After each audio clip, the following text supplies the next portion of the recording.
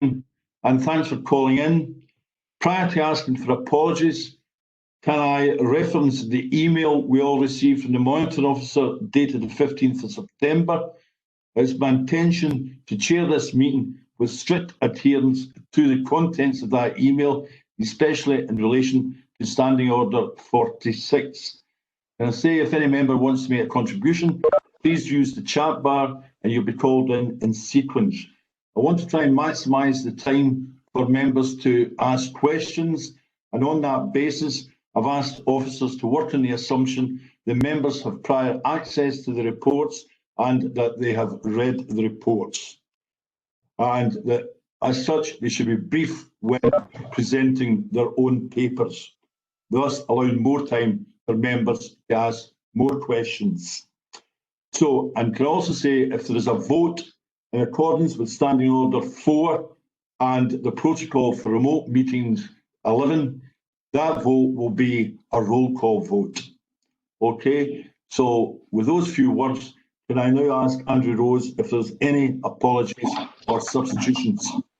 Yes, Convener. So we've got a few today. So apologies from Councillor Damasio, who is substituted by Councillor Junaid Ashraf, although I don't know if he's joined the call yet. Councillor Duffy is substituted by Councillor Gurley. Councillor Fannin. Councillor McNally is substituted by Councillor Jones. Any further apologies to Andrew? Can we then revert to the agenda and go to item 1 on the agenda, declarations of interest? Any declarations of interest? Sorry, Leader, just it's an apology from Councillor Danish Ashraf. I couldn't get my chat bar to work there. Apologies for that. Right, Claire, no problem. That'll be recorded, Claire. Can we then move on to item 2A, and it's the Appointments Subcommittee, pages 5 to 6. Any comments, questions in relation to 2A? Can we move on then to 2B, and it's pages 7 to 12, and it's the minutes of the Audit and Scrutiny Panel, 3rd of September. Any comments, questions in relation to the Scrutiny Panel? No. Okay. Can we then agree to those and move on to item 3 on the agenda? And it's the 5-year medium-term financial plan. The recommendations are on page 13. It's a 2-part recommendation. I'd ask Elaine to outline the basis of the recommendations. Elaine. Thank you, Convener. So the plan covers the financial forecast for the 5-year period from 21-22, and it's one of the key means by which the Council's approved financial strategy ensures financial sustainability in the medium term, and you'll know that that's more critical this year than ever before. However, it's also more difficult to predict than before because of the levels of uncertainty facing all aspects of the Council's finances and the wider economy. So the plan's based on a series of assumptions which are fully explained through the report, so I won't dwell on those in my presentation. 3 scenarios are presented to represent the envisaged or most likely position, along with pessimistic and most optimistic scenarios, which highlight the extent of the volatility that might be faced. The plan covers the 5-year period, but the main focus should be on the coming 3 years, which set the scene for the Council's next budget setting exercise. So moving quickly on to Appendix 1, which is on page 18, this sets out the envisaged scenario, which shows that based on current assumptions, the Council faces a budget gap of almost 75 million over the 3-year period and will be required to implement savings to that value. The shortfall for the coming year in 21-22 is envisaged at 34.4 million.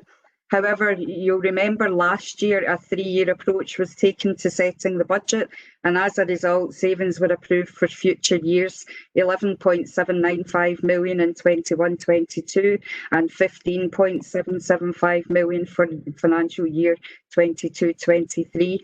And once that advance action is taken into account, the Council faces a budget shortfall of 46.7 million in the 3-year period, or 22.576 million in the coming year. So the budget gaps have been based on a number of assumptions, all of which are explained in the report and are based on the most up-to-date information at the time of writing. But it's really important to highlight that all of these are subject to change. And just quickly, I'll highlight what I see are the biggest risks at this stage. Firstly, the assumptions around the level of government grant.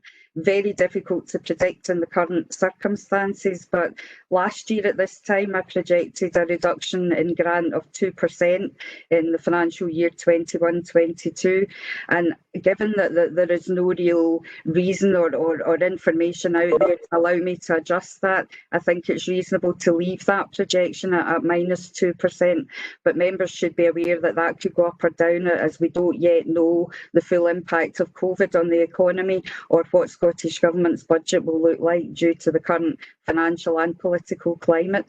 The second risk relates to pay awards for staff. The plan builds in a pay award of 2% in the first 2 years, rising to 3% in the third year of the plan. And this reflects most recently seen awards in the civil service. But again, that was pre-COVID. And I'm also conscious that the most recent pay award for English authorities was higher than that at 2.75%. So just to put the pay award into context, 1% for North Lanarkshire Council equates to around £5 million. So a swing either way can make a considerable difference to the budget gap. Thirdly, the cost of COVID. So costs associated with the pandemic will not be limited to the current financial year. Therefore, this plan makes an allowance of £3 million in year 21-22 as a prudent estimate of the costs that might be incurred in future response and recovery phases.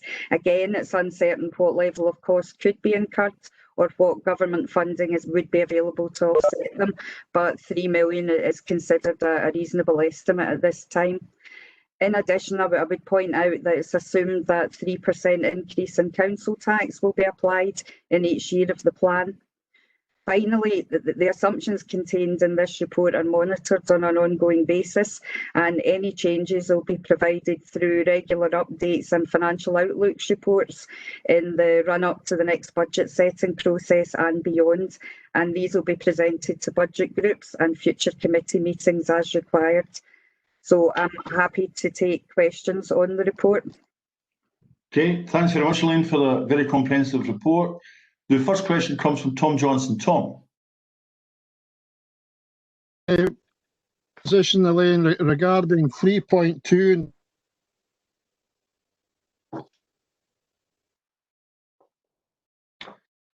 Sorry, Tom, can you talk to your microphone? We're losing you.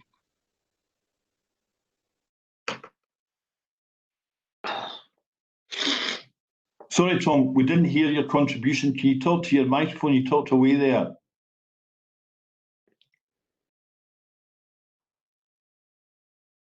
No. Convener, I think Councillor Johnson might have lost connectivity for a moment. Okay, right. Can we move on to Megan? And if Tom comes back in, we'll allow Tom to come back in out of sequence. So, Megan. Thanks, Convener. It's to raise concerns around section 1.5. I mean, I was quite disappointed that in the agenda today there wasn't a report on culture and leisure NL to give councillors an update on the current position in terms of leisure and culture facilities. Because it says here in the report at section 1.5 that there is a current review taking place, and once the review is complete, current assumptions may be subject to further review. What are those current assumptions, and when can councillors expect to see a paper on an update on the culture leisure facilities? Before I ask Elaine for specific information, could I ask the Chief Executive to outline the plan for bringing this forward to the elected members? Des. Sure. So I don't think it'll come as a surprise to any member in this forum about the scale of the impact that COVID-19 has had, particularly upon ongoing hospitality, leisure and culture type service activities. We have a scheme nationally which provides some recourse of funds back to lost income for now culture and leisure services. But as of yet, at this point in time, there is no such scheme for Scotland. That would have a massive impact in terms of financial forecast and health and overall viability of culture and leisure services, not only here within North Lanarkshire, but across Scotland as a whole. And at the same time, we obviously have significant changes yet again starting to occur around restrictions in use of functions, culture, community, leisure. So because of the scale of the uncertainty, Councillor Gallagher, in recent weeks and recent months, and whilst we await the kind of finalisation of those now kind of financial announcements, which we think are incoming, COSLA have been pushing hard on it, but we haven't had anything formal as yet. It's just simply a report that has to be deferred until we get certainty around those factors. Happy to bring Elaine in to reinforce that. Elaine, would you like to make any contribution in relation to the specific issues facing CLNL? The specific question, what are the current assumptions based on? They're based on the fact that the CLNL will be insourced on the 1st of April, and the cost pressures will continue at their current level based on the trends that we've seen today, and are based on the current operating model. I mean, we should acknowledge we have received some money from the Scottish Government in respect to the Cultural Recovery Fund, and it's our hope that very soon we'll see the loss of income model, which has been employed down in England and Wales, also been replicated in Scotland, and that certainly would help CLNL. The next question comes from Jordan. Thanks very much, Leader. I'd like to echo some of what Councillor Gallagher said there.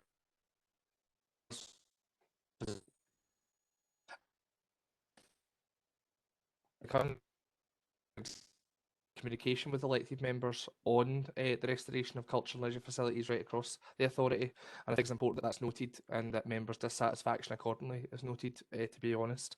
The substantive question, nonetheless, Leader, relates to section 2.1 of the report, and the question to the Head of Finance relates to the establishment of the use of reserves policy. Elaine, I was wondering if you could provide an update on whether the establishment of that use of reserves policy will be subject to member scrutiny and approval, and if there's an indicative timeline of when we're going to see that particular item come forward for members to consider. Thanks, Leader. Okay, John. Elaine, would you like to respond to Councillor Linden's question?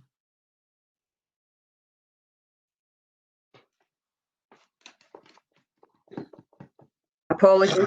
The reserve policy, when it was established and approved through committee, it was agreed at that time that it would be subject to an annual review. And if I remember right, that it was originally approved in, I think it was January of this year. So regardless, whenever it was approved, an annual review will be brought forward, and we'll continue to commit to looking at it on a regular annual basis. Okay, can we move on to Nathan? Nathan, do you want to make a contribution?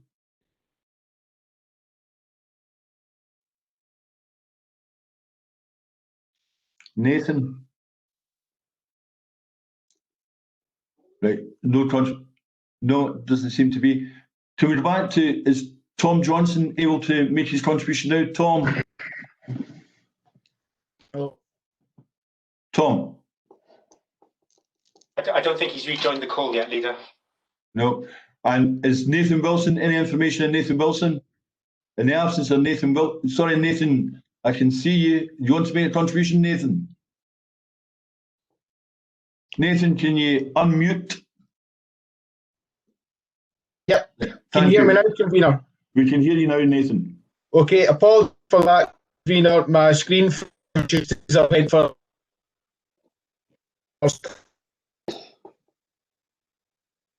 page 20, paragraph 4.3 in COVID-19 recovery suggests that the Council are working on the assumption these won't be ready until 2022-23 to help with financial planning.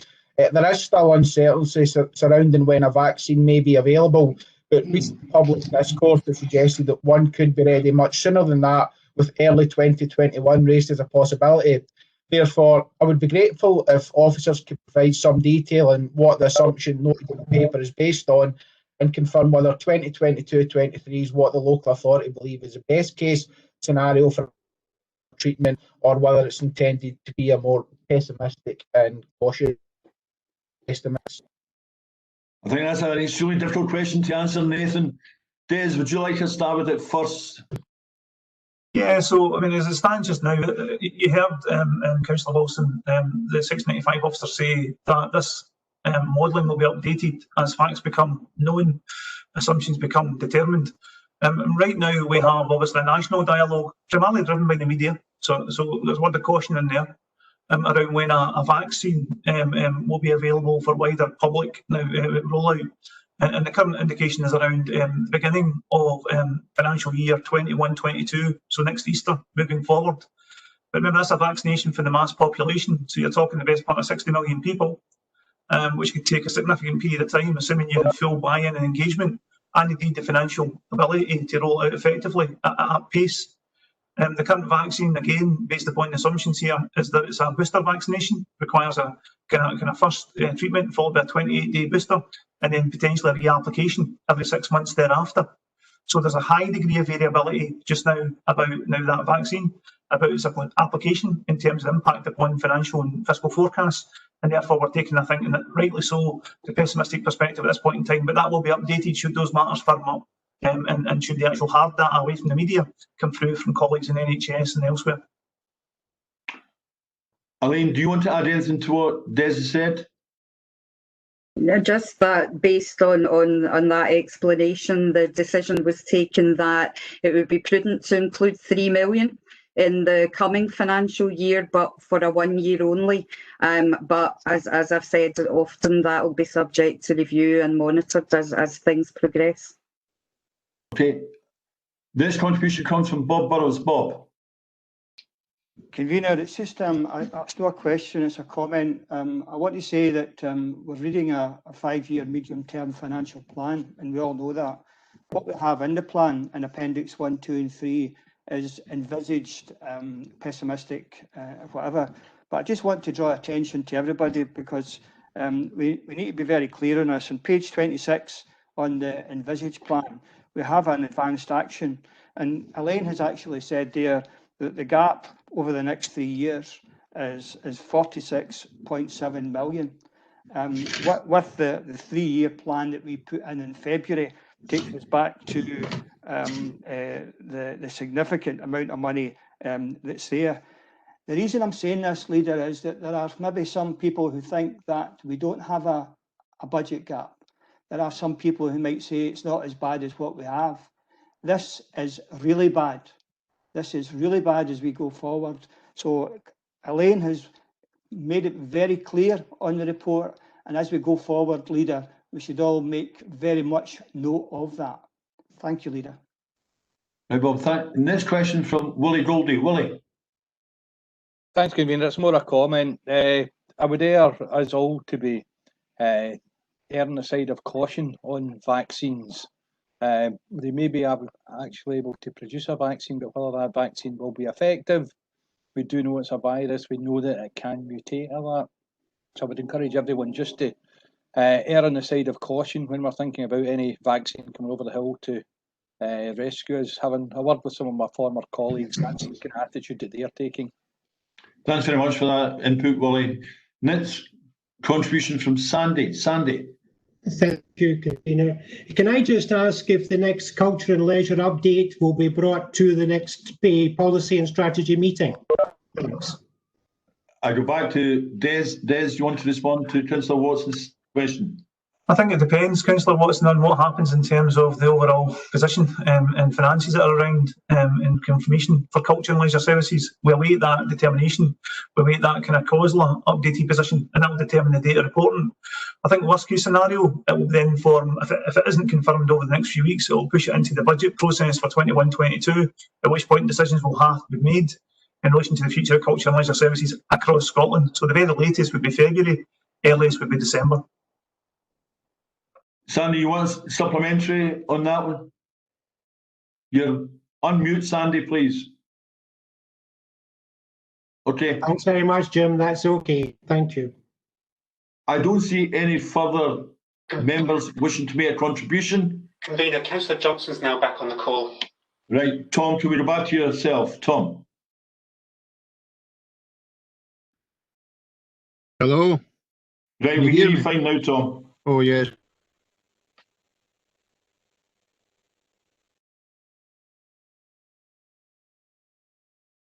Leader, can we suggest to Councillor Johnson that he might want to turn his video off and just audio only? I think that's one of the workarounds we've heard. Tom, did you hear the contribution by Jordan there? Can you turn your video off and see if it makes a difference? Right, I've done that. Right, it seems to make a difference, Tom. If you continue, please. Right. I actually haven't heard the meeting for the last 5 minutes. As regards 3.2 UK spending review, I take it, has that gone now? There's no UK budget, and what if... Elaine, you want to respond to the question, please? So we're aware that the UK budget has been cancelled, but it is still anticipated that there will be a spending review. The original thought from the spending review is that there would be 3-year figures provided, and that's what my report says. But given the fact that the budget has now been cancelled, I do think the spending review has to go ahead, but it's likely to provide 1-year figures only. But yet another thing that is still to be confirmed. Tom, you want a supplementary? No, that's fine, Jim. Okay, there are no further contributions requested. Can I direct you then to page 13 in the papers to recommendations 1 and 2? Do we agree to the recommendations there? I take that to be an agreement. We now move on to item 4. It's the Investigatory Powers Commissioner's Office inspection. It's pages 29 to 34. The recommendations are on page 29. It's a 3-part recommendation. Archie, you want to highlight the recommendations, please?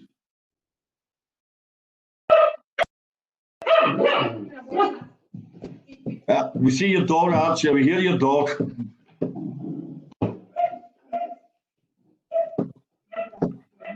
That was an excellent contribution. Right. Apologies, Leader. I'll try and be brief if I can. This report summarises the inspection that was carried out recently by the Investigatory Powers Commissioner's Office, which isn't easy to say. And overall, I have to say, a very positive report. The last inspection was in December 2016, and the recommendations from that inspection are set out in section 2.3 of the report, with the findings of the inspector at section 2.4, and overall positive findings in terms of the actions that the council has taken since then. While no further formal recommendations have been made, there have been some observations and best practice going forward, and they are set out at part 2.6 of the report.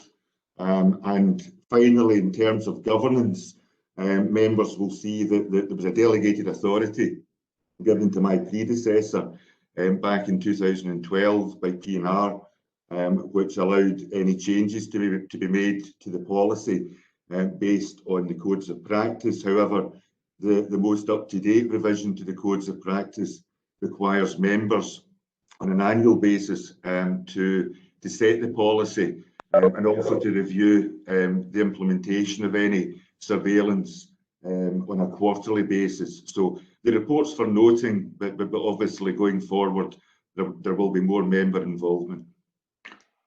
Any comments, questions to Archie? I don't see anything in the chat bar. In the absence of that, are members comfortable about the recommendations contained on page 29? And allows us then to move on to item 5 in the agenda. And it's the contract award for external legal advisors for enterprise and strategic partnership. In many respects, this is a request for homologation of a decision which has been made by the Executive Director of Enterprise and Communities. The recommendation is contained on page 35. Any comments, questions? We agree to homologate the decision which has been made. Takes us to item 6 on the agenda. It's a report in relation to access for free sanctuary products. It's a contract award. The recommendation is in page 43. And once again, you're asked to agree to the contract award. Any comments, questions? Well, allows us then to go on to agenda 7 in the papers, and it's the Town and Community Hub update. Councillor Linden wanted in, convener, item 6. Sorry, I missed you there, Jordan. My apologies. Jordan, you come please. No problem, Leader. Thanks. Just very briefly, section 2.2.2 of the report. I wondered if officers could outline if there was a mapping exercise undertaken or an assessment of the range of facilities across North Lanarkshire that were providing the products and making sure that they were best deployed as part of the process. Your question, Lizanne, you want to respond to Councillor London's question, please? Yes, thank you, Leader, through you. In answer to Councillor London's question, yes, we evaluate the distribution on an ongoing basis. I think, as Councillor London will be aware, we responded to a number of requests to vary the outlets during lockdown in particular. So we are recognising that there is a need to be flexible in terms of the outlets that are listed within the report, and we will continue to have that flexibility. So happy to hear from any members who have community organisations who wish to support the initiative. Thank you, Leader. Jordan, you want a supplementary? No. Any further comments, questions? Allows us to go on to item 7 in the agenda. It's the Town Community Hub Update Report, pages 49 to 68. It's a two-part recommendation on page 49. I'd ask James to speak to the report. James McKinstry. Thank you, Leader. The members of the committee will recall that at the last meeting of the committee, which was immediately prior to lockdown, there was a presentation on the One Plan, One Place provided to committee. And the purpose of this report is to update members on the next stages on the Town and Community Hub programme. And the substance of the report is really within the two appendices. So Appendix A relates to the town hubs, and what we're seeking approval from committee is that we start commencing local engagement with local communities on these potential locations for town hubs. I would stress that these are potential locations, and as part of that engagement we'd be looking for feedback. And importantly, I'd like to advise committee as well that prior to us going out and doing that community engagement, we would want to have meetings with the local area councillors. So that relates to the town hub programme. The second part of the paper, which is really referring to Appendix B, is the community hubs, and we're seeking approval for committee to move forward with the proposal for the Aberonhill Community Hub, and you'll see that there's a business case in there as appendix. So we're seeking approval to move forward to the feasibility section of this work, and again start with the engagement with the local communities. Okay, the first items, Jordan. Thanks, Leader. A couple of questions, if you don't mind. Firstly, can I begin by just asking James and Charles, who I see is on the call as well, to possibly follow up out with committee on an update on the Longmuir Sacred Heart Community Hub campus. That would be helpful. More substantively, in terms of the paper, I notice there are a number of locations outlined in terms of the appendix for our town hubs. The key question for me, not just in Bells Hill but across the spectrum, is who identified the sites and how were they identified as potentially being viable sites. Where a potential site covers a site that has existing assets. So just using a local example, Sarmat Busby Sports Complex and Cardinal Newman High School in Bells Hill, where the heads of centre informed that they were identified as part of that process and would be subject to a committee report, just in terms of it not being a surprise to see it identified.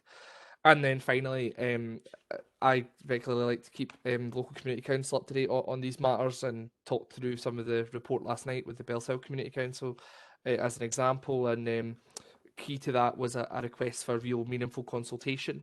And I know that that's subject to obviously the approval at committee today, but a reiteration, a reassurance, Leader, of really comprehensive consultation with communities subject to the approval of committee. That extends beyond perhaps existing and sort of the standard community planning partners like community council, community boards, but actual engagement with wider communities and seldom heard voices to ensure that the facilities that we're building are fit for purpose. Just a reiteration and a reassurance around what that's going to look like, Leader. Thanks. James, you want to take the broad points, then I'll ask Charles to be a wee bit more specific and drill down into some of the points raised by Councillor Linden. James first, please.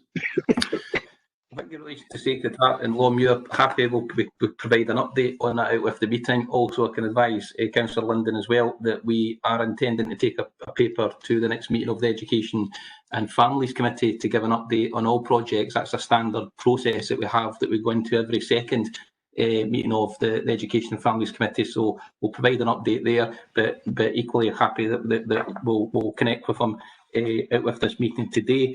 In relation to the sports centre, the points that were made there is we actually have a hub strategy board, an officer group, and that includes representation from culture and leisure in L. Also, the work that we're doing here is all linking into the ambition programme of the council that's been presented in the past. So there's a clear theme going through what we're doing. But I'd like to assure Councillor Linden that the discussions with culture and leisure NL go on an ongoing basis. In relation to the point about the wider communication, yes, that will take forward. This approach that we're taking here to some extent is different from what's happened in the past. There's pre-formal consultation work going on here. This is to make sure that we get as much interest as we possibly can in these projects. As I mentioned in my introduction, there'd be meetings with local elected members. We'd then be going to community boards, etc. And then as we move into the more statutory consultation part of the work of if I use education projects, for example, there's a very clear method in which the council follows, and that includes engagement with all community groups, and also indeed there's contact made with users of facilities as well. So it's quite extensive, but we are linking in and we'll continue to do with Lizanne's team in relation to the community engagement process going forward.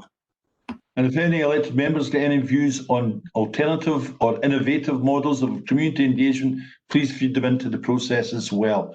The next question comes from, sorry, I asked Charles. Charles, you want to come in on any specific issues? Just in Councillor Linden's point about how the sites were identified, essentially we looked at sites that are large enough for a town hub, which needs to be roughly 45 hectares or above. So it was really looking at sites either in council ownership or sites that were close to town centres, because that's obviously a big part of the strategy. I think as James outlined, this is just a starter for 10, and we kind of wanted to get something down, a bit of paper around our thoughts around it to start the discussion, but it's certainly not a fait accompli. This is about us starting engagement with the local communities, but we're going in with something on a bit of paper that can start that discussion. But the sites were predominantly, as I say, identified because of their size, and where possible, if they were in council ownership or where we looked to think that we could put what we required for a town hub on those sites. Okay. Jordan, quite happy? You don't want a supplementary? No. Okay, and then takes us on to Claire Barclay. Claire, you want to make a contribution? Okay, thanks, Leader. Obviously, this is going to come as no surprise to either to James or Charles or anybody in that department. And I'm delighted to see that Aben Hill is in the Appendix B. The community are really engaged about the whole of the hub strategy, doing something with the shopping centre in Aben Hill to be part of it. And I'm really glad of the kind of the road of travel that we're doing on this, because it is so important to make sure that the community are consulted about what it is that they want, because there's been so many times that they have been let down. So that side of it, I'm really glad about. And also when they looked at the papers online, when I spoke to the Aben Hill Regeneration Forum, the fact that the Aben Hill has been specified in there. Possibly it was so that I didn't say why wasn't Aben Hill specified. It was really good to have it. And also to do with it, again, it's about the consultation and managing expectations when it comes to Cumbernauld Town Centre, especially because, you know, of the issues around it, and the fact that the community will be delighted to have something better than we have got just now. So I don't have any questions at the moment, but the comment was I'm really glad about the fact that there'll be consultation with the local members to talk to us and then going out to the community, but making sure that it's meaningful engagement and that the community are actually listened to. So thanks very much for that. Thank you very much for your contribution. Move on to Alan Valentine. Alan. Thanks, convener. I understand the comments that have been made about these are only potential locations and there's a specific size required. However, there's one almost Strathclyde Park and there's one in Raiscraig. Transport to these places be town centre hubs. Those are no near town centres. The only one that would be potentially viable is Fortwood because there's a main bus route there on the Bellsill Road. So I understand the comments about potential and I understand the comments about the size required. However, 2 of the 3 sites in Motherwell are not practical. Thanks. I'm sure that information, Alan, will be progressed through the consultation process. Can we then look at Heather? Would you like to make a contribution, Heather, please? Thanks very much, Jim. I appreciate you. Good morning, colleagues. I want to welcome the report, and I found myself as I was looking at it, being torn between, understanding my current reality of where things currently are, and trying to unshackle myself to what current community looks like to see the potential of what it could do. And certainly for my own in my own community, you can see the tension in that, and I think this is where having really extensive community consultation is critical, because in many ways these are future. This is about ambition and action.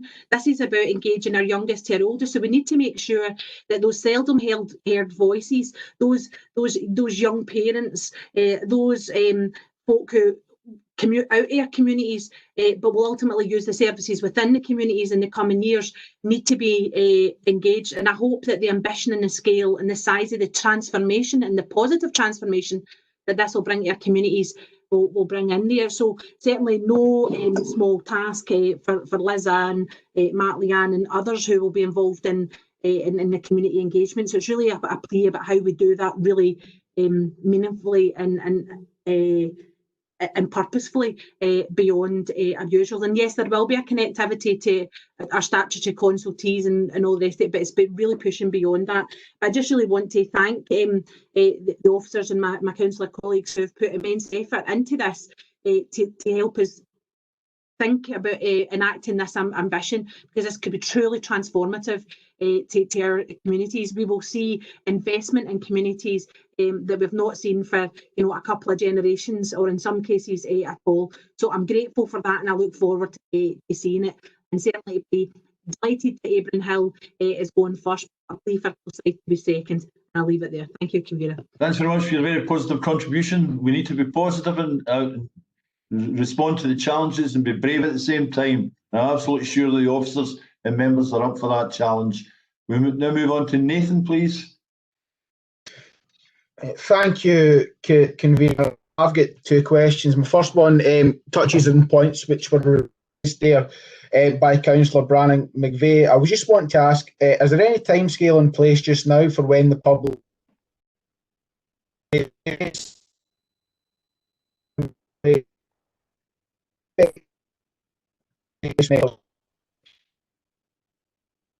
paragraph 2 the principles for action? Can I ask if any of the principles listed will be given greater weight than others in reaching a decision, or is intention that they will all be considered equally when evaluating the locations? Liz Ann, would you like to respond to the points made by Nathan? Were you able to hear all of them? There was a bit of interference. Liz Ann?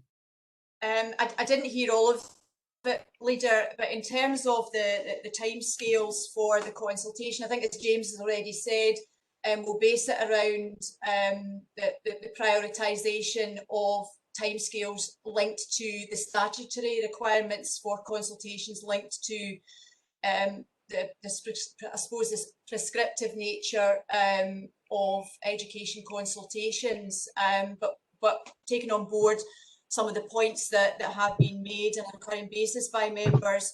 We need to take the time to meet with members, as James has mentioned, to ensure that the statutory consultation is one thing, but that we do ensure that we use members' knowledge of their local communities to ensure that we are hearing the seldom heard voices, and that the engagement process is well thought through, given the COVID restrictions. And I suppose the community boards is a good example of getting something up and running quickly, but perhaps underestimating some of the time required with the community to support them accessing online type of consultation, rather than the face-to-face that we are all used to. So I suppose with those caveats, it's very much a work in progress, and working with yourselves as local elected members.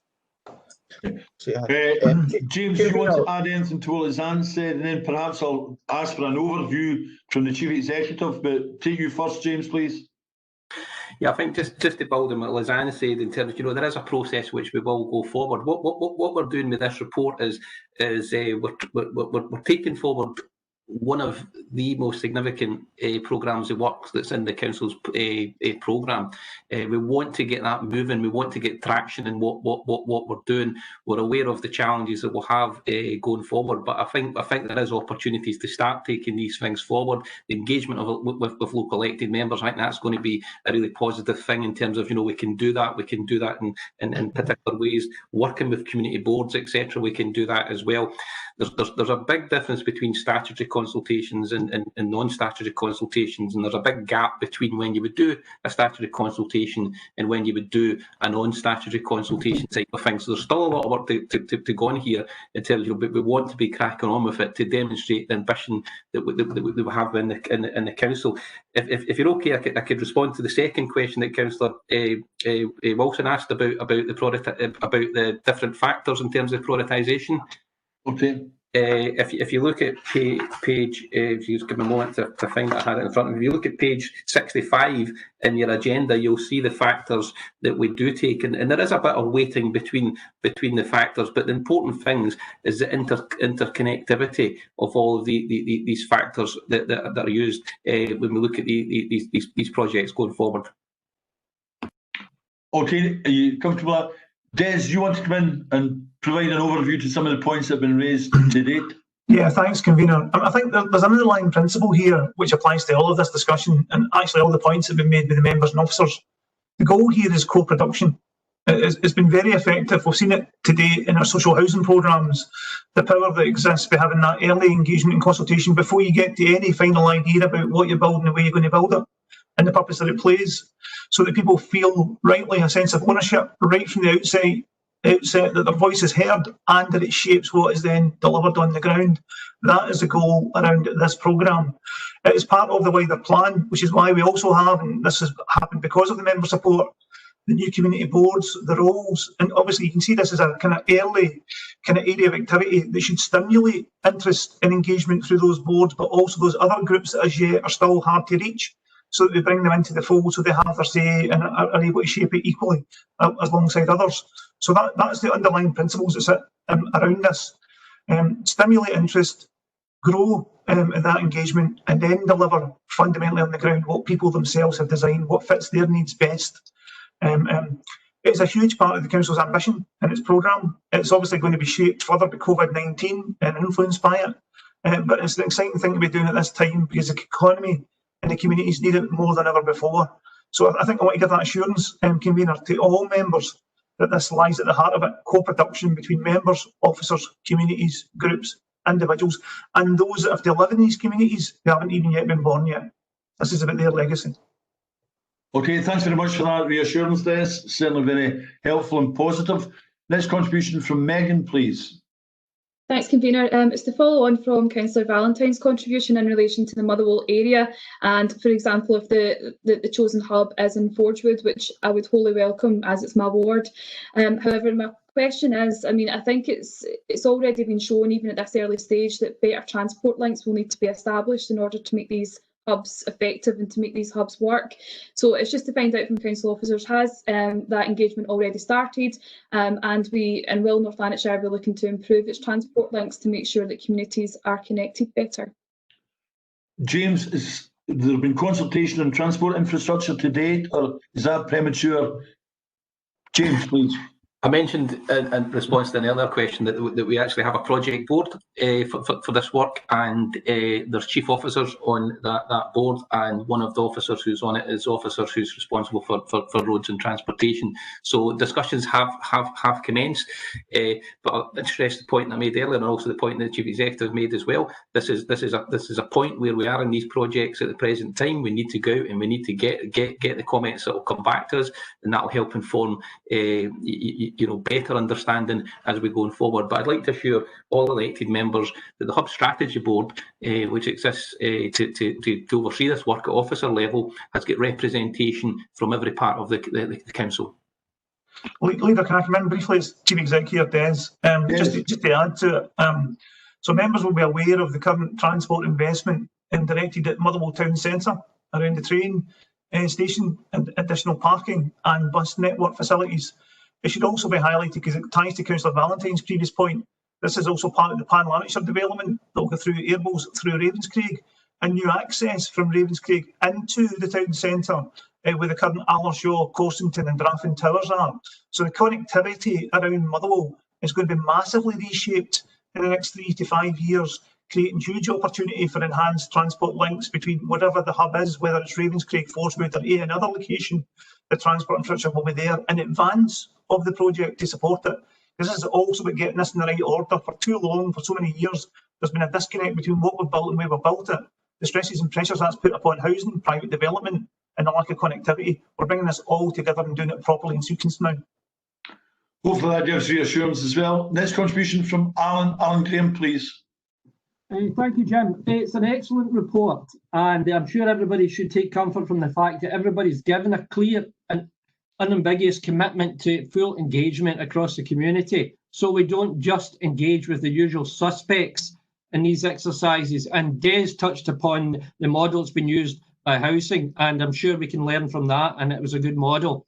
However, I welcome very much the renaissance of Abram Hill that the community hub will bring, and again, I thank everybody for the production of this report. It's an excellent report. Thank you.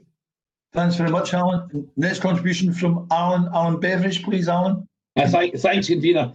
I echo what Alan was saying there. It's a fantastic report, exciting times ahead. To touch on what Alan Valentine said, totally agree with Alan. For Airdrie, for example, I would have thought that the hub would have been better slap bang the town centre, but I take it that's going to form part of the ongoing consultation regarding the locations. Thanks. James, do you want to respond to Councillor Beveridge's comments? Yes, what we're doing here is we're giving indications of possible locations, but as part of the process of the engagement at all stages, that type of feedback coming back is what we're looking for. And when we get all of that feedback, we will carry out options appraisal, feasibilities. It will all form part of the work in which we will be doing going forward. I don't see any other elected member wanting in on the chat bar. If not, can I direct you then to page 49 in the papers, two-part recommendation. Do I take it that we agree to the recommendations there? Okay, we then move on to item 8. Item 8 is in the additional reports which were sent out to members. The pages are not marked. The recommendation is, there's two-part recommendation on the first page. And I would ask, Lizanne, do you want to introduce this report, please, Lizanne?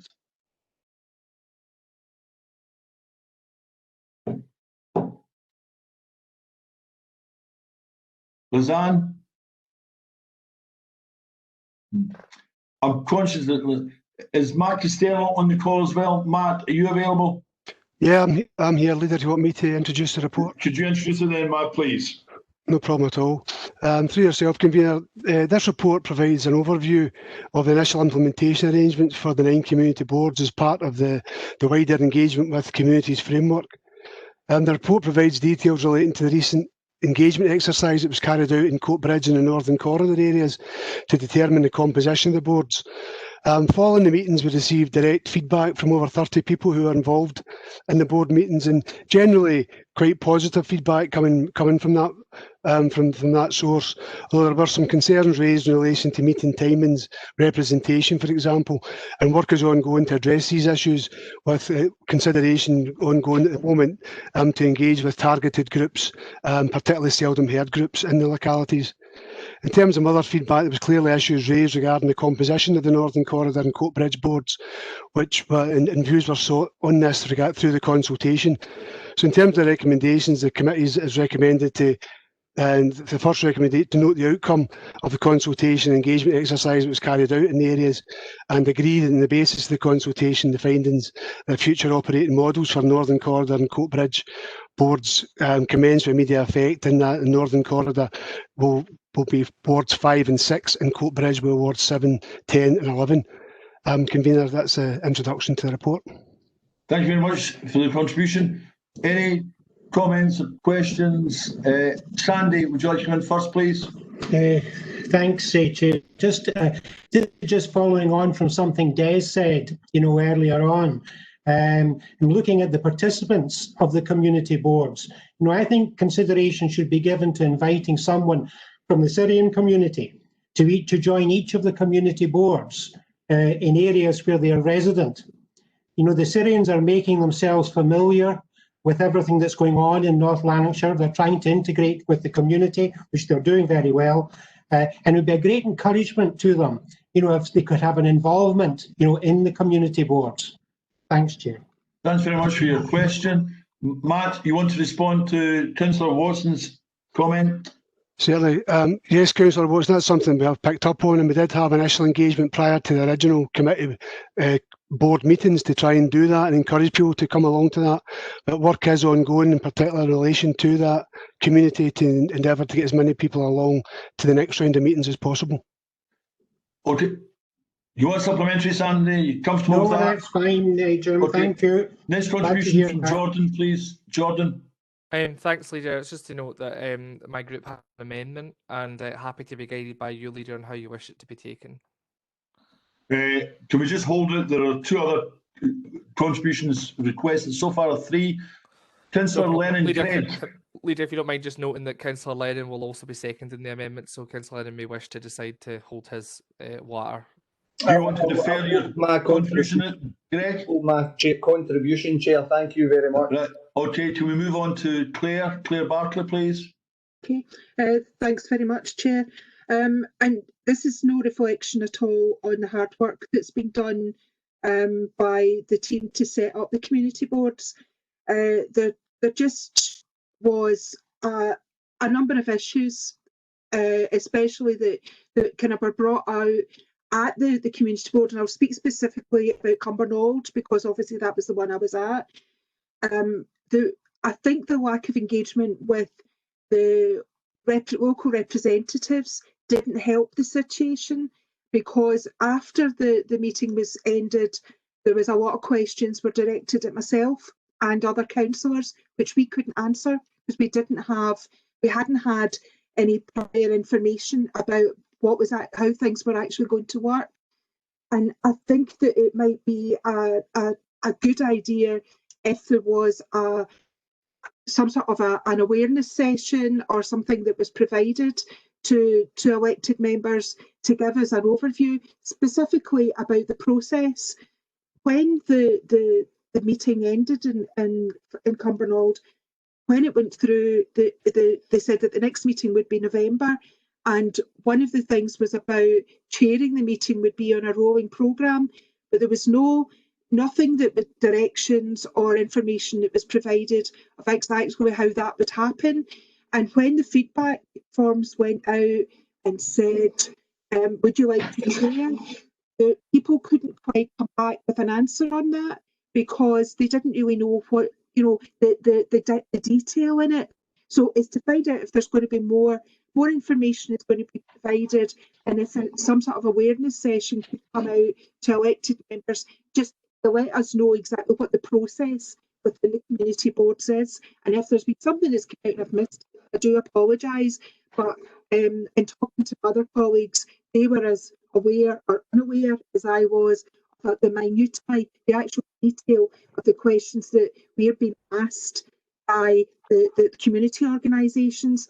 And on that, I want to thank Matt Costello for the taking on board a few of the suggestions about trying to get voices within the community that weren't represented, and by asking us, could we kind of give an idea of different, organisations that weren't there. So I really appreciate that kind of side of it. And I agree with Sandy about bringing the Syrian families and any other voices within the community on board. So if that can kind of be taken forward, but really an awareness session to us so that we can feed back, that we have an idea of what the minutiae is. Claire, I gave you a lot of leeway there because the report specifically is about a reconfiguration in the Northern Corridor. It is not about going back over what we're doing and setting up this new consultative forum.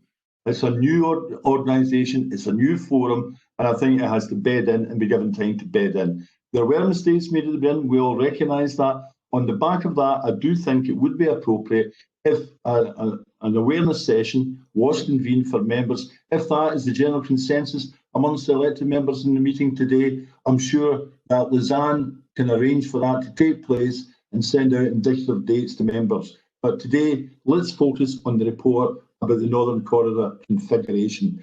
And the next one is from Willie Goldie, please. Thanks, Convener. Really to build on what Councillor Watson was saying, that there's probably other ethnic groups within the areas, not only in the Northern Corridor, but out with of that may be able to put some kind of significant part into the boards. How we do that, I don't know. I take it we've got council engagement officers that would be able to approach some of these groups to see if we could get representation. My concern is that if we don't try and embrace everyone into this, we will get not the seldom heard voices, but the often heard voices that we are all aware of within our own community. And it would be nice to actually open it up to as many people as possible. I take on board the point you're making, and I think as part of what we've already agreed to, the consensus today, that we have a review meeting, then I'm sure we can reflect on and look at other opportunities to become more diverse in representation. And I think that's something that needs to be focused on, and you're entirely right. But back to, Councillor McVeigh, Heather. Jim, it's a wider comment regarding the community, so I'll leave it to a more appropriate forum. Thank you. Right. Okay. Any other contributions before I go back to Jordan and Greg? Councillor McPake has indicated he wishes to speak, Convener. I beg your pardon? Councillor McPake has indicated in the chat bar he wants to speak, Convener. Sorry, my apologies. Michael? Thanks, Convener. Just on the Northern Corridor in general, and we know what this is all about. Well, I'm quite happy to accept the recommendations here. It can't go without being said that this is the third time, as I've been an elected member since 2011, that this configuration has changed. I know this is entirely new conception, the community boards, but how many times do we need to go around in circles here? The first time, Coatbridge and North, it worked to a great extent, but from 2017 to 2019, the Northern Corridor board just didn't work. It didn't work, and we had a chance here to change it, and taking Glenboig and Ward 6 back into Coatbridge, and it was refused. It was chaos at the last meeting, I've got to say, absolute chaos. But the communities that are doing so much for themselves here are the ones that are to be listened to. And I think we need to carry on that way. And let's go for excellence and let every community be excellent. Thank you, Chair. Okay, I'm happy now to go to Councillor Linden, Jordan. However, can I say in terms of the recommendation, there was an aspiration that we go out and consult the community in the Northern Corridor. We've gone out, we've consulted the communities in the Northern Corridor. the feedback that we got from that consultation is incorporated in the recommendations. So we talked earlier on about meaningful consultation with communities. We've gone out, we've consulted, we're now making amendments based on the feedback we received. To me, that's tantamount to consultation. And I mean, if there's an amendment to go against that, then I think we have to then think conceptually about the overview of what form of consultation that we want to take in place in respect of this specific issue and in respect of going forward for other issues as well. Jordan, please. Just to begin by saying, Leader, perhaps you should have waited till you saw the amendment before making those comments, because they don't relate at all to what you've just articulated. I was being presumptuous then, Jordan, but well, one can make a mistake. I've made a mistake, okay. You have indeed. Humble apologies. Carry on, Jordan. Thanks, Leader. I think it's important to note, though, Leader, that you have said today that the paper relates specifically to the Northern Corridor and the Coatbridge area, but I think it's important that you also acknowledge that the executive summary of the report by officers quite clearly states that the report firstly provides an overview of the initial implementation arrangements for the 9 community boards established as a key delivery element of the new Engaging in Communities framework, and then secondly outlines the outcome in relation to Coatbridge and the Northern Corridor. So in that context, the amendment, which will include a third recommendation today, which Andrew will shortly share on the screen for members, it relates to the wider point around community boards, given that the headline of the report was implementation of community boards and potential future locality plan and community arrangement board arrangements. So on that spirit, before I comment further, I'll ask Andrew to provide it, and I think he is. And the amendment is very simple. It agrees that a further additional update be provided to committee and to elected members outlining the participant feedback on the initial meetings of community boards as referenced at section 2.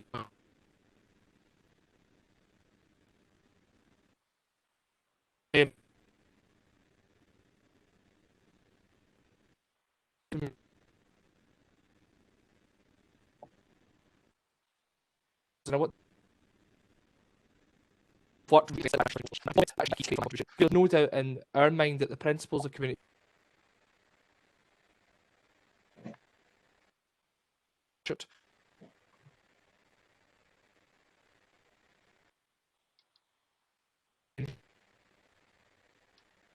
plans recognize that local people, those we represent, on that point, however, on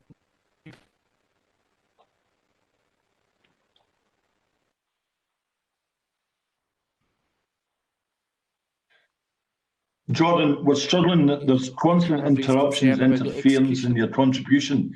I'm not sure whether all members have the...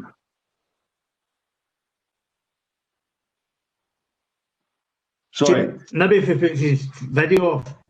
Sorry. Oh, right. Yeah, I've done that. Jordan, you better, finished? Leader? Yeah, that's better now, Jordan. No, Leader, but I'm happy to... Great, thank you. Apologies for that, Leader. I was just simply outlining that we believe that the communities are important and need to be nurtured. But on the point about local people and their views, it's abundantly clear from the first round of community board meetings that there were issues that need to be reflected upon. And elected members from all corners of the council have raised concern about the execution of the meetings and the preparation that went into them. So I just think it is a wee bit disappointing that in the report today to committee, which was submitted as a to follow report, it doesn't contain some of the key information we would have liked to have seen at this particular juncture. For example, the report shares that relative lengthy engagement and consultation process with and the outcome of the Coatbridge and Northern Corridor discussions. But in feeding back generally about the community boards, there are very few pieces of feedback other than concern about time of meetings, type of attendees, and an emerging theme. If community boards are to be truly successful, the members need to be aware of the feedback in the round. Why, for example, have members not been told the total number of responses to feedback, for example, across North Lanarkshire? Why have members not had the quantitative and qualitative feedback shared from that survey of engagement? I know from my own board there was feedback about a lack of clarity of purpose and prior engagement on what exactly the community board would do and how it should work or how it will function. And I know there was feedback about the lack of so-called ordinary people attending. We don't just want those who hold badges and are professionals at our boards. We want to encourage everyone and anyone interested in the community to participate. And if that means for us hearing uncomfortable facts aimed at politicians, then so be it, because that's a healthy example of why some of the lapse in community matters were improving, because local people knew about it as a forum to come and have their say and hold us to account. So in concluding, Convener, I hope the amendment will have allowed us to put on record our genuine desire to see community boards be a success, but equally to allow us to note that we need to have some reflective practice that allows us to improve and make necessary changes to make them a vehicle with which local people have genuine agency and trust to make a difference. And I welcome, in addition to that, Convener, your comments outlining the need for an elected members engagement session. And I hope that in that spirit there can be some consensus. Thanks, Leader. Well, I'd like to think there will be consensus, Jordan, before I bring Greg in. But I mean, for the avoidance of any doubt, what you're requesting in recommendation 3 there is more information on the whole process through all the engagements that have taken place in North Lanarkshire today and the feedback from participants. Am I correct in making that assumption? Right. I mean, as leader of this council, I have always said that members should receive all the information they require in terms of good governance. I have never attempted to stymie information coming, and I'm no intention on doing it in this instance. I really question whether there's any point in going to a divide in this, Jordan. No, there's not. So on that basis, I'm happy to incorporate. Great. I'm happy to incorporate para 3 into the recommendations and make it a 3-part recommendation. Thanks, Greg, you want to add anything? Yeah, thanks very much, Chair. Obviously, I share a number of sentiments and the words that have been displayed today. However, again, Chair, I think that I fully agree in principle in relation to the community boards and what they're being established to do. However, I think that the process that's been displayed in relation to Ward 6, trying to remain positive here, and considering the fact that both Lisanne and the Chief Executive have used the words concerning hearing seldom heard voices and co-production approaches and ensuring elected members are involved in these processes. It's actually quite refreshing to hear that today, considering recent examples that have been displayed during the Ward 6 process. Now, Ward 6, in my opinion, and the way it was handled, to be perfectly honest, there's a learning experience here, Chair. I think that I am currently representing a number of constituents at the moment that feel disengaged and at a loss in relation to engagement with North Lanarkshire Council. I think that the entire process, in my opinion, at this precise moment in time, has put a sour taste in the mouth of my constituents, and I think that we need to obviously take cognizance of the fact that although I welcome fully today's recommendations in this report, that perhaps the council didn't get everything right when it came to the fact that Ward 6 and where its position, either within the Northern Corridor or Coatbridge Board. I think that historical ties and various other issues were not taken any recognition to. And I think that a lot of this today could have been saved if earlier dialogue was introduced. I think that the entire process in relation to the establishment of the community boards was rushed and perhaps a wee bit misjudged at the fact of setting it up during a pandemic, in the middle of a pandemic, and giving little notice to that fact.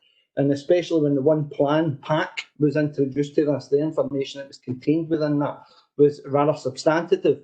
So much so, we had our own corporate comms team posting on Facebook on the 6th of August, advising the wrong information to constituents of mine in relation to where Ward 6 would be placed, where it would be placed in the Northern Corridor or the Coatbridge Board. I think the entire process, in my opinion, has to be looked at as a learning experience, and moving forward, especially after hearing the Chief Executives and the Head of Services viewpoints today, is refreshing to see that the fact that constituents will be listened to more and those voices that are seldom heard will be listened to. Thanks very much, Chair. Greg, the art of mature politics is that if you get something wrong, you take time to reflect on it and then you make adjustments. And I think today, this report is acknowledging that perhaps we didn't get it right. And on the basis of that, then we're coming forward with an alternative arrangement. And that alternative arrangement has gone out for consultation and the majority view will prevail. And I think that's what's been said. So in terms of taking this forward, can we agree to the 2 recommendations along with the 3rd recommendation, which was part of the amendment, thereby avoiding us going to a divide? Is there agreement in respect of that? Thank you very much. It then takes us on to item 9 on the agenda, and it's the Digital Earl Transformation Programme. The recommendations on page 69. It's a 5-part recommendation, and I'd ask Lorraine to speak to the report and highlight the recommendations. Lorraine, please. Hi, convener. It's Katrina Hassel. Lorraine was covering for me for conveners, so I'm here myself today. So the report highlights the movements from the indicative 28.8 million investment level that was approved in the digital business case last year, and it's seeking approval for that updated profile. Just to pick out some of the key points, so I'll take paragraphs 1.3 and 1.4 together. Although the investment was set at 28.8 million, the funding was only confirmed up to 22.4 million, with the savings expected to be realised from the early years of the programme, then reinvested to cover the budget shortfall and the unknown recurring costs of the programme. But those assumptions are now no longer valid. As everyone's aware, we've got savings of 10 million included within the 3-year budget up to 22-23. And again, worth highlighting that the contributions to the cost of the programme from the General Fund, Adult Health and Social Care and HRA were initially estimated at 45%, 39% and 16%. And the report's highlighting that further work is now needed to determine realistic values of those and the timings of those contributions. Section 2.2 highlights the capital position. We've got a revised capital investment of 14.6. It's lower than the estimate of 16.8 and broadly in line with the approvals through Strategic Capital Delivery Group. But worth highlighting again, it doesn't include potential costs linked to upgrading service-specific business systems, and also that capital for future years is still subject to future bids.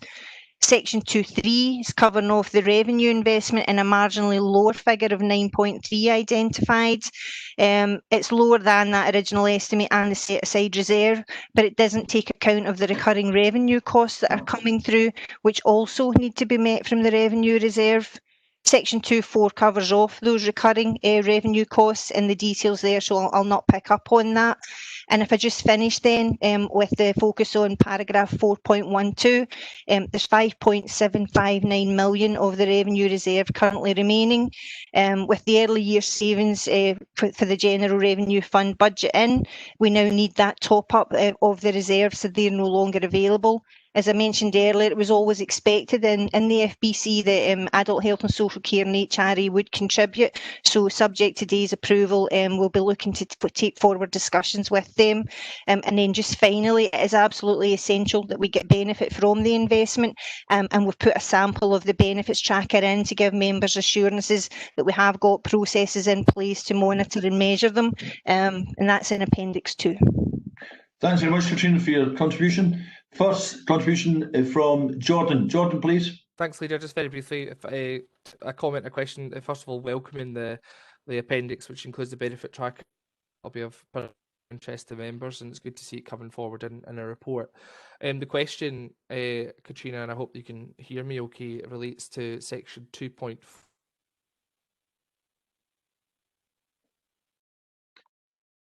John, there's interference again. Could you turn your camera off? Better, Leader. Can you hear me, Leader? That's better. Thanks, Jordan. Thank you. Apologies. Yes, perfect. They say that PlusNet will do you proud, but that clearly isn't the case on the section 2.4.1, Leader, and the report outlines the issues in Appendix 1 in relation to the programme for years 2, 3 and 4 and beyond. Katrina, I was just wondering, my question is, in terms of the range of 1.5 million to 2.9 million per annum, I was wondering if you could outline why a reason there is for such variation of the recurring revenue requirement. Katrina, you want to respond to the question, please?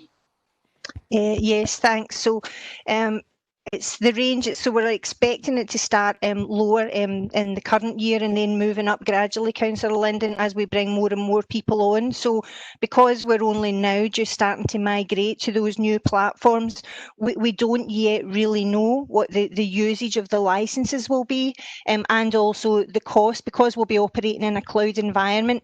That brings a different set of costs to the council that we've never had before.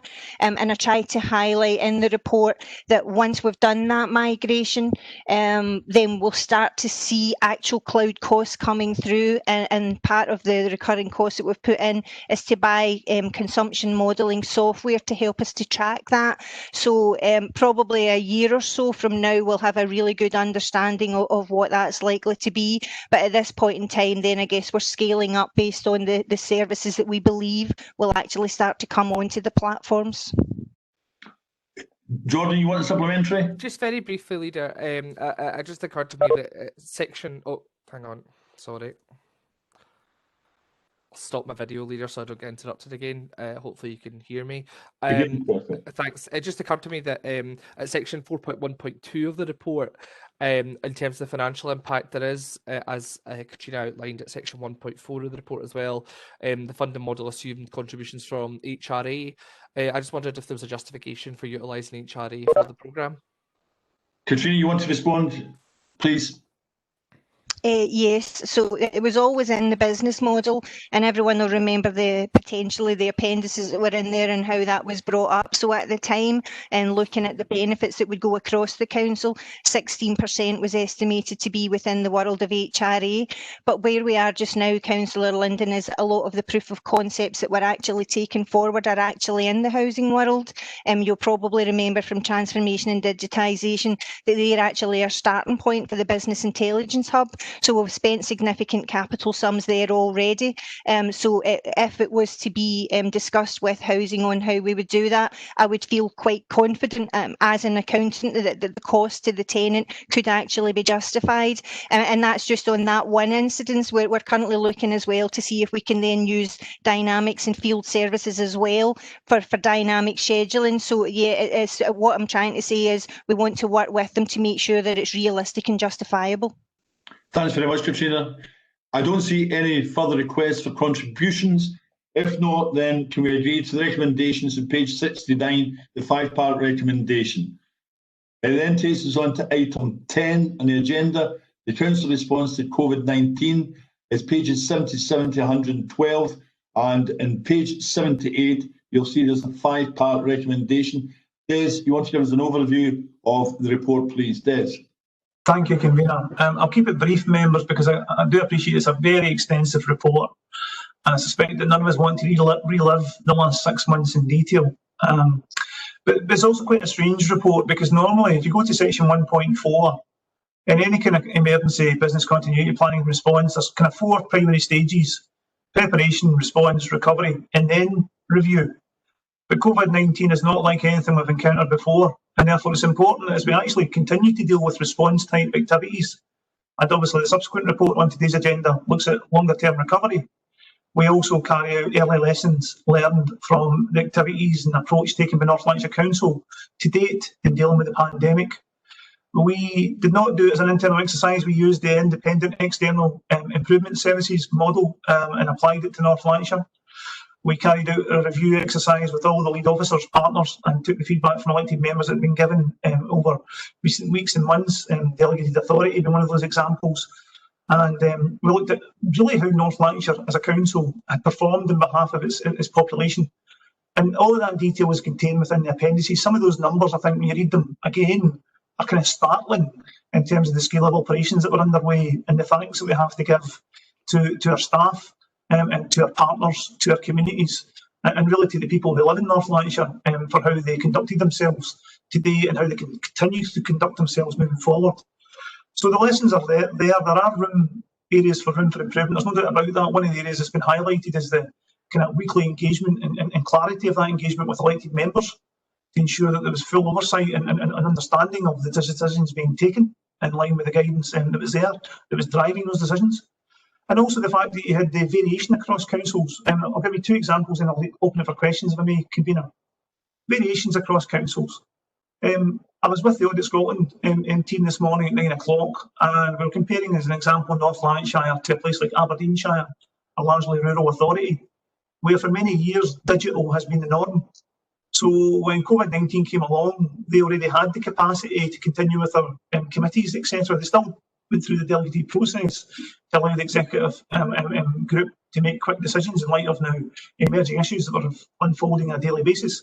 But they continue to operate their committees. As you know, that didn't happen here in North Lancashire because we simply didn't have the connectivity and infrastructure in place to make that the norm, but we do now. So there's an instance where even if we have we are having a second wave and potentially a third wave, we don't have to get back to the same form of operation that we had in the first wave because we have moved on as an organisation. There's a lot of thanks in there to Katrina and our team for moving that on so quickly.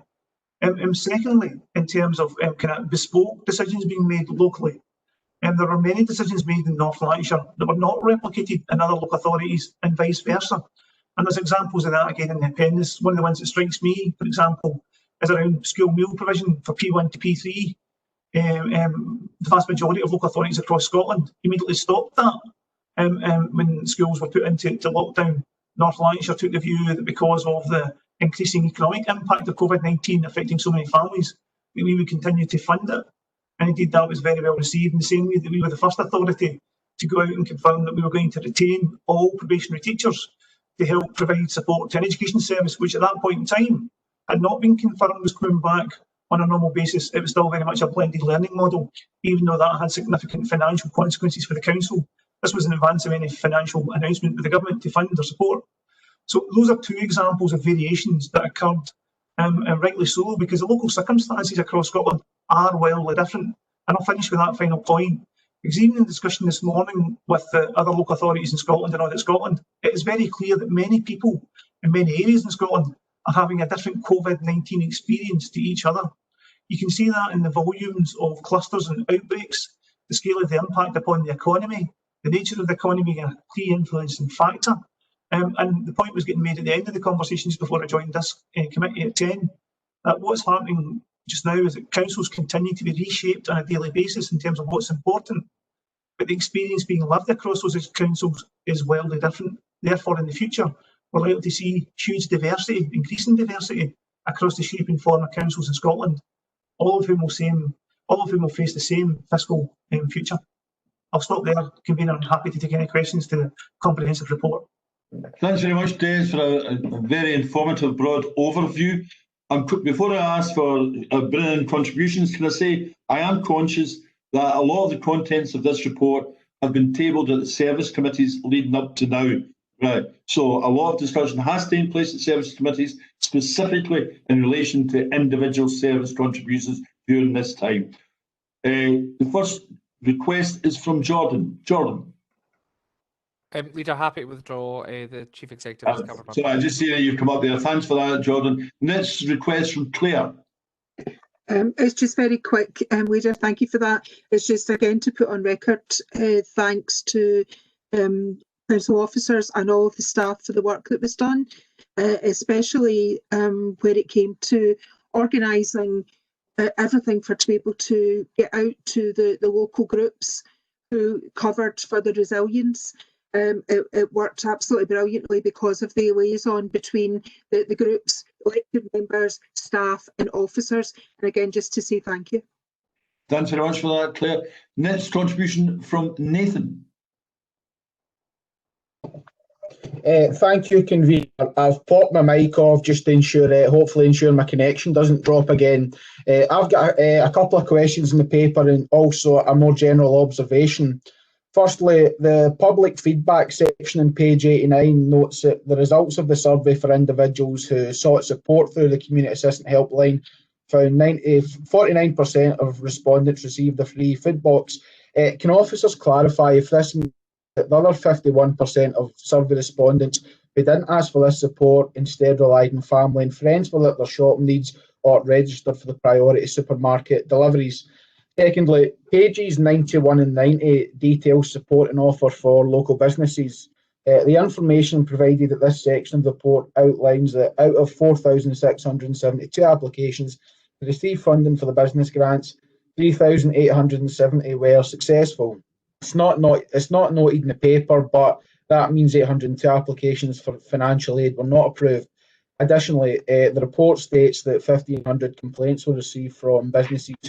So what I would be interested to know is specifically whether the council received a high proportion of complaints from businesses who were not eligible to receive the grants in accordance with the criteria set by government, and also more generally, what were the key issues raised through this complaints process by businesses?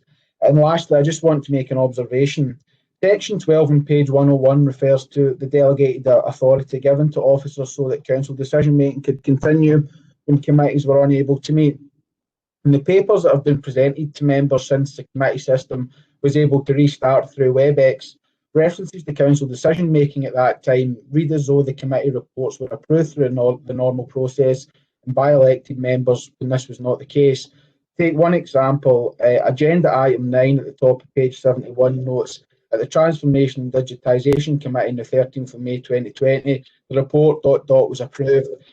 I just think that for the public record, it would be more accurate if the references to committee decisions during the period when elected members did not approve the reports included a note that these policy choices were made under delegated authority. Thanks. I'll ask Archie to come in on the final point you made there.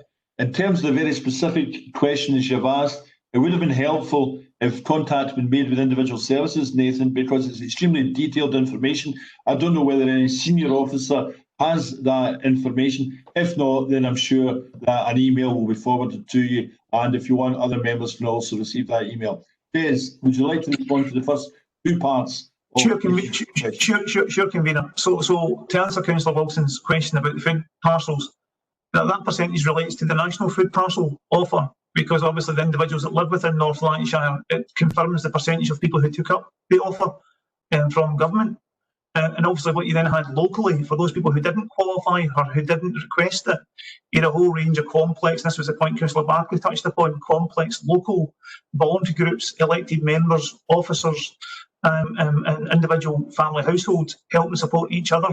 So it's not necessarily a determination of success or failure. It was simply that 49% of the national shielded group asked for the offered food box from the government, and that was confirmed in our data. But that doesn't reflect in any way the shape, form or scale and nature of the complexity of food and pharmacy and mental health and other wellbeing supports that are provided to community, a lot of which is detailed within the appendices.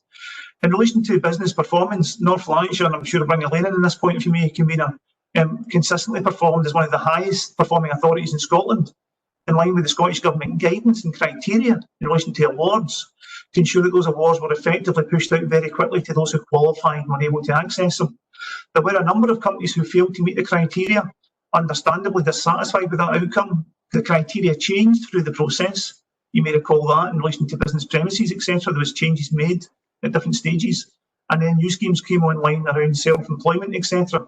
So ultimately, some of those initial complaints may have ended up in different sectors and different supports, but obviously there was no way of tracking that cohesively across Scotland.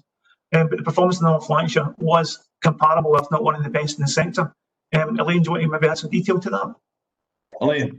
Yeah, the performance of North Lanarkshire was good and above the average across Scotland in terms of getting the business support grants out quickly. There were a number of rejections, if you like, or those that were not successful under the scheme, as Councillor Wilson has suggested. Largely these were just simply because they did not meet the requirements of the guidance. However, as Des has highlighted, that guidance changed several times throughout the process. But what we did do, we worked very closely with the business support team within enterprise and communities, and we set in motion an appeals process very quickly so that we could just catch anything that had maybe come across in at the point of a time that the guidance had changed, and make sure that all decisions were subject to scrutiny. And another thing that I think we did very successfully is where an applicant wasn't successful, the business support team took that forward and signposted them through various routes where other supports may have been available. Hopefully that gives you reassurance, Nathan. Can I ask Archie to come in on the question raised about committee minuting and reporting process? Archie. Thanks, Leader. Obviously, a report was submitted to the meeting of the Council on the 13th of August in relation to those decisions taken by the Chief Executive during the emergency period. But I'm more than happy to look at how that's been recorded. I know there's a section in Mars that sets out the various decisions taken. More than happy to look at that to see if it can be improved in terms of accuracy. Nathan, you want supplementary, Nathan? Are you comfortable? You're muting. No, I'm quite happy with most of the responses I've got heard. I think the contributions from officers, it did answer most of what I asked, so thanks very much for that. You should be comfortable with all of the responses, not just some of the responses, Nathan. All of the responses, okay? I'll review it and decide whether I want to email on about specific points. Okay, but right, thanks for that, Nathan. It takes us on to Willie Goldie, please. Willie. Thanks, Convener. I'm going to be the prophet of doom here again. This COVID will be with us for some considerable time, and the long-term consequences of it through health to our communities is going to be there as well. I think it has actually shown that the council had made some excellent decisions in the way that we've worked so far, and it's just to make everyone aware. Please don't think we're coming out of the woods just now. Just to be a prophet of doom. Consequences are going to be with us for some considerable time, and I think it's something each and every one of us should be aware of. Absolutely, and I think members and officers are aware of that, and hopefully will reflect in your comments. Next contribution from Paul Kelly. Thanks, Leader, and you're absolutely right. Councillor Goldie, you've made very good points. We're still going through a very difficult stage, and we don't know what's going to be ahead in the days and months ahead, and so it is a very good point. But I think this is really reassuring, this report. I know we've gone through to all the sort of other committees, and we've put in record our thanks, but I think this committee is the main committee of the council. We should put in record again our thanks to all the staff, to the voluntary sector who also stepped up to help us in a really significant way, the third sector who were outstanding. We couldn't have done it without them. To the communities themselves, actually, to our residents who listened to the advice, took the advice and played their part and make sure we got through this pandemic. We owe so much gratitude to so many. This was a war effort, something probably not seen since the Second World War in terms of what was expected. And there's a lot of staff in this virtual room today who work 24/7, like all our staff, to make sure we got through this. And the evidence is backed up with the figures, which are quite staggering. I've no doubt at all that North Lanarkshire Council, and it's not in no way a competition, but North Lanarkshire Council was by far the best council in responding to this pandemic and doing everything it could to protect residents and work with as many people as we could to get them through this difficult stage. And as Councillor Goldie said, it is reassuring as we go forward in the coming months. Yes, we're going to face difficult times, but at least we know we have the staff, the partnerships, our communities that we can get through this in North Lanarkshire, and we can come out the other side and recover from it. Thank you, Leader. Thanks very much for a very positive contribution, Paul. I think all members across the chamber would echo your contribution. Thank you. I don't see any further requests for contributions. Can we then agree to the recommendations? Convener Councillor Beveridge has indicated he wishes to come in. Councillor Beveridge. Sorry, Alan. I should think so as well, Convener.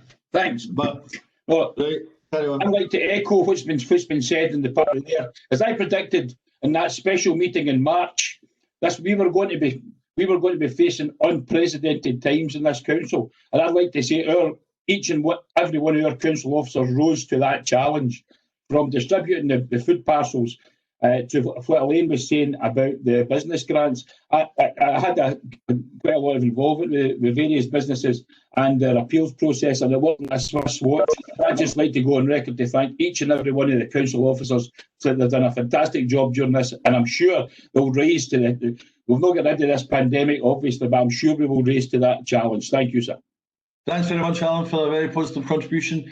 And then can I direct you to page 78 in the papers, 5-part recommendation. We agree to the recommendations. Then takes us on to item 11. It's the COVID-19 recovery and renewal plan, pages 113 to page 160. And it's a 2-part recommendation in page 113. And I'd ask Robert Steenson. Robert, would you like to make a presentation in respect to the paper? Robert? Thank you, Convener. I'll be brief just to go through it, but just to give you the outline of why we have a recovery report.